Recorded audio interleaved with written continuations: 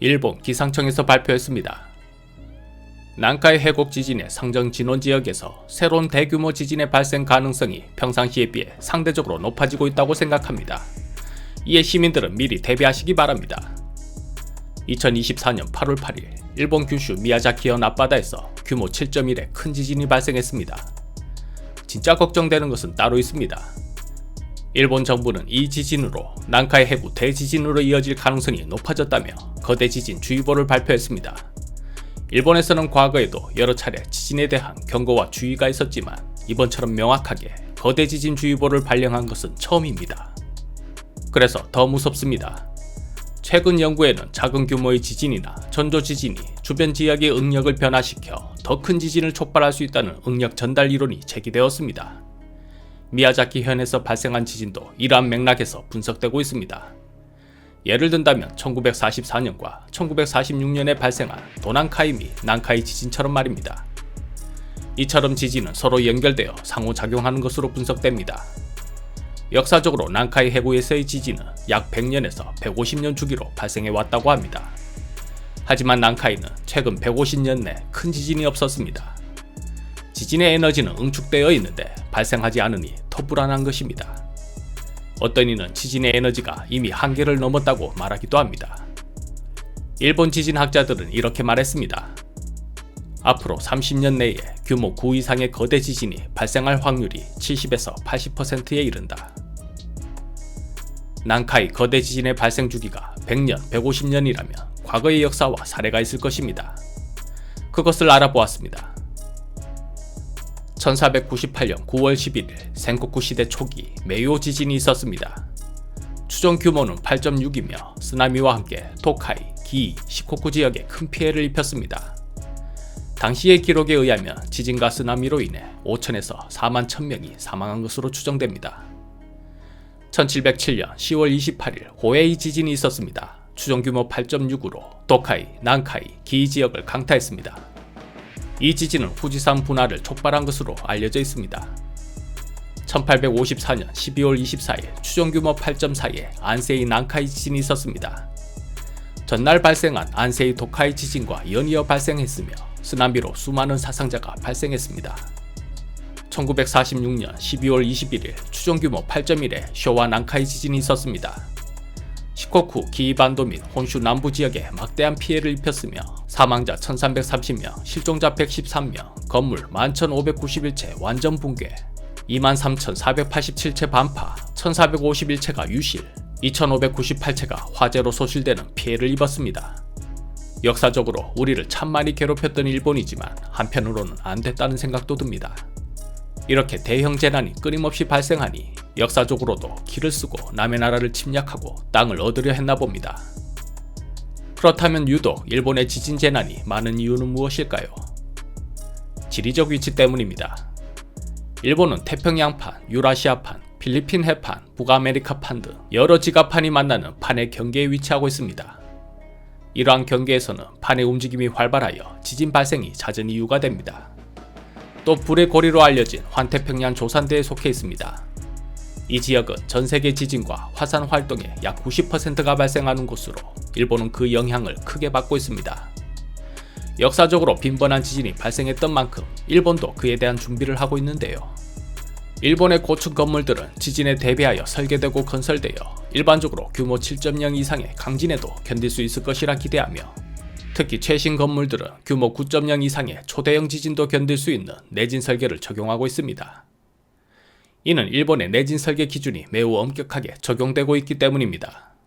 또한 세계적인 지진 조기 경보 시스템을 보유하고 있으며 마치 우리가 민방위 훈련을 하듯 일본 정부와 학교, 기업은 정기적으로 지진 대비 훈련을 실시합니다. 하지만 자연의 대재앙 앞에서 인간의 대비는 미력합니다. 만약 9.0의 지진이 발생한다면 옛날 건물들은 안전하지 못할 것입니다. 따라서 지진이 오기 전에 미리 예측하고 대피하는 것이 상책일 것입니다. 하지만 현대과학으로 지진을 미리 예측하는 것은 불가능하다고 합니다. 지구의 지각은 매우 복잡한 구조로 되어 있으며 다양한 물리적 상호작용이 동시에 일어나고 있어 정확한 예측을 어렵게 합니다. 지각판의 움직임, 응력 축적, 암석의 성질 등이 예측에 모두 반영되어야 하지만 이를 정확히 측정하고 예측하는 데는 한계가 있습니다. 그래서 역사적으로 몇 년 주기로 큰 지진이 발생했으니까 이번에 그 주기에 해당하니 불안하다. 경험으로 작은 지진이 더 큰 지진을 불러오는 경우가 많았으니 이번에도 그럴 것이다.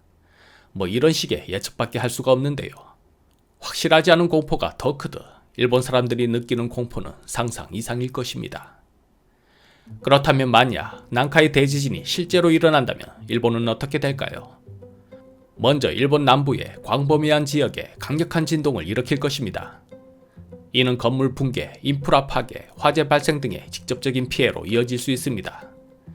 지진 이후에는 대규모 쓰나미가 발생할 것입니다. 사실 이것이 더 걱정입니다. 쓰나미는 해안 지역을 빠르게 침수시킬 수 있습니다. 높은 파도는 해안에 도달하면서 건물과 인프라를 파괴하고 농경지와 주거지를 덮칠 수 있습니다. 일본은 높은 파도를 대비한 방파제를 배치하고 있지만 거대 쓰나미를 막는 데는 역부족일 것입니다. 쓰나미로 인한 급격한 해수면 상승은 대피할 시간이 부족한 지역에서 심각한 인명피해를 초래할 수 있습니다. 과거 사례에서도 즉각적인 대피가 이루어지지 않았을 경우 수많은 인명피해가 발생했었습니다. 최악의 경우 일본 국민들은 가장 가까운 한국으로의 탈출을 생각할 수도 있을 것입니다. 일단 살아야 하니 한국으로 오겠다는 일본 난민들이 기하급수적으로 늘어날 것입니다. 한국 정부는 이들을 받아줄까요? 다 받아줄 수는 없고 인도적 차원에서 여자와 아이, 사회적으로 필요한 과학자, 의사, 예술가 등을 우선해서 받겠다고 하는 등 재난영화에서나 볼 듯한 사회적 혼란이 예상됩니다. 또 걱정되는 것은 방사능 누출 우려입니다. 일본은 여러 해안 지역에 원자력 발전소가 위치해 있어 쓰나미의 위험에 노출될 수 있습니다. 난카이 해구에 가까운 발전소로는 이카타 원전, 센다이 원전, 하마오카 원전 등이 있습니다. 과거 2011년 동일본 대지진 때 후쿠시마 다이치 원전이 쓰나미로 인해 심각한 피해를 입은 사례를 우리는 알고 있습니다. 많은 사람들이 주거지를 잃고 임시 대피소로 피난할 것입니다. 교통, 전기, 수도, 통신 등 필수 서비스가 중단될 수 있어 핸드폰도 되지 않는 암흑의 세계에서 물을 구하기 위해 서로 싸우고 영화 콘크리트 유토피아에서처럼 주민들끼리 집단을 만들고 타 지역을 공격하며 식량을 얻어야 생존할 수 있는 야만적인 세계가 펼쳐질 수도 있을 것입니다. 우리도 강 건너 불구경하듯 할 수는 없습니다. 일본의 지진은 우리나라에도 막대한 악영향을 끼칩니다. 대지진으로 생성된 쓰나미는 한국의 남해안 지역에도 도달할 가능성이 있습니다. 특히 남해안 낮은 지역은 쓰나미로 인한 침수 피해가 염려됩니다. 과거의 사례가 있습니다. 2011년에 발생한 동일본 대지진은 규모 9.0의 강진으로 일본 관측 사상 가장 강력한 지진 중 하나입니다.